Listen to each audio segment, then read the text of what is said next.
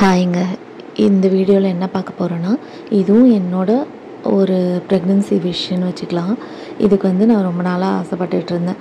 நான் ஊருக்கு போகிறதுக்குள்ளே இது பண்ணணும்னு சொல்லிட்டு. அது என்னென்னா, இந்த பேங்கிள் இப்போ ஃபேமஸாக இருக்கிற ஒரு ரெயின் ட்ராப் பேங்கிள் இருக்குல்ல, அது வேணும், அது இந்த ஷாப்பில் தான் போய் வாங்கணும் அப்படின்னு சொல்லி என் ஹஸ்பண்ட்டை சொல்லிட்டு இருந்தேன். என் ஹஸ்பண்ட் அப்படி என்ன ஸ்பெஷல்னாங்க, நிறைய அந்த ஃபேமஸான ஷாப்புங்க, வலையோசை அம்மாச்சின்னு சொல்லிட்டு நம்ம இன்ஸ்டாகிராம் இதிலலாம் பார்த்துருப்பீங்க. அவங்க அந்த அம்மாவே கொஞ்சம் பேங்கிள்லாம் போட்டு விடுவாங்க. அது நான் செகண்ட் ப்ரெக்னென்சிக்கு நம்ம வளைகாப்பு எதுவும் பண்ணலை. ஸோ அவங்க கையால் போட்டுக்கலாம் அப்படின்ற ஒரு ஆசையில் போகலான்னு சொல்லிட்டு நான் சொன்னேன். என் ஹஸ்பண்ட் அதுக்கு முன்னாடி நெட்லலாம் சர்ச் பண்ணிவிட்டு அதை பார்த்தாரு, எங்கே இருக்குன்னு லொக்கேஷன் பார்க்குறதுக்காக. ரிவ்யூலாம் ரொம்ப கம்மியாக தான் இருந்துச்சு. அந்த ரிவ்யூலாம் படித்து பார்த்துட்டு இது வேணுமா அப்படின்னு கேட்டுட்டு இருந்தாங்க. இல்லை, நான் இங்கே தான் போவேன்னு சொல்லிட்டு அதுக்காக இங்கே வெஸ்ட் தாம்பரம் வரைக்கும் போயிட்டு கடையெல்லாம் கஷ்டப்பட்டு சர்ச் பண்ணி போனால் கீழே ஒரு வழியாக கடை கண்டுபிடிச்சிட்டோம். கீழே ஒரு ஷாப் இருந்துச்சு. அங்கே போயிட்டு நாங்கள் கேட்டோம், இந்த மாதிரி பேங்கிள்ஸ் வேணும்னு சொல்லிட்டு. ப்ரெக்னென்சிக்காக அந்த பேங்கிள் வேணும், பேபி ஷவர் பேங்கிள் அப்படின்னு சொல்லி கேட்டோம்.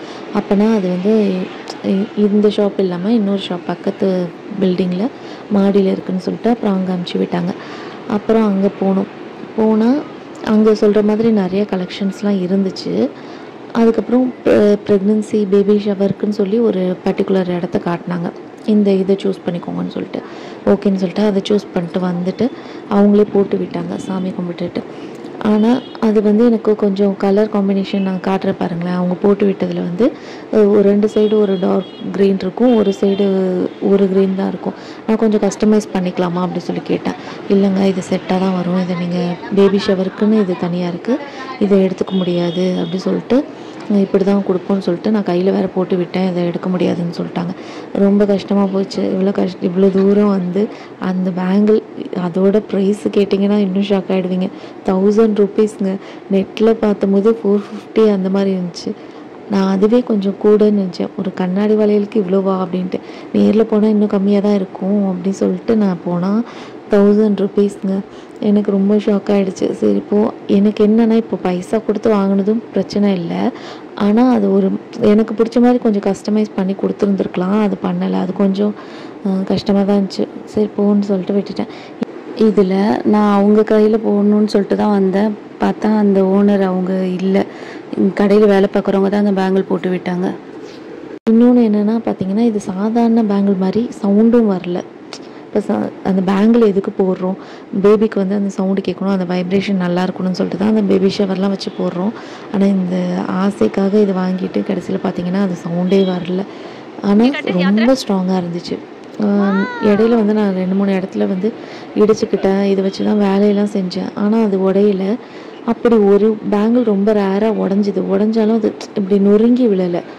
ஒரு ரப்பர் மாதிரி உடஞ்சி என் கையில் பெண்டாகி நிற்கிதே தவிர அது நொறுங்கி விழலை. மற்ற கண்ணாடி பேங்கிள் மாதிரி. அது ஒரு அட்வான்டேஜ்.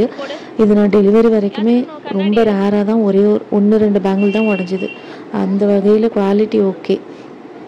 இது ஆனால் எனக்கு ரொம்ப இது ப்ரெக்னென்சி விஷயம்னு சொல்லிட்டு அது பேங்கிள் போட்டதுலேருந்து கொஞ்சம் ஹாப்பியாக இருந்துச்சு. ஓகே, ஆனால் அழகாக இருந்துச்சு, ரொம்பவே அழகாக இருந்துச்சு. பார்க்குறவங்களாம் கேட்டாங்க, அந்த மாதிரி இருந்துச்சு. அப்புறம் எங்கள் ஹஸ்பண்ட் சாட்டிஸ்ஃபை பண்ணதுனால அவருக்கு ஒரு கிஃப்ட் பண்ணலான்னு சொல்லிட்டு டைட்டன் ஷோரூம் போயிட்டு ஒரு வாட்ச் வாங்கினோம். ஏன்னா அவர் பர்த்டேவும் அந்த மந்த் வந்துச்சு. ஸோ அதனால் நான் அவருக்கு வாட்ச் வாங்கி கொடுத்தேன், அவர் எனக்கு பேங்கிள் வாங்கி கொடுத்தாரு. இது யாத்ரன் எங்கே போனாலும் ஒரு ஃப்ரெண்டு வந்துடுவார். அவருக்கு ஷாப்பில் இருப்பாங்கல்ல, அவங்க ஃப்ரெண்ட் ஆகிட்டாங்க. அவங்கள்ட்ட பேசிகிட்ருக்கா. அதுதான் இந்த வீடியோ.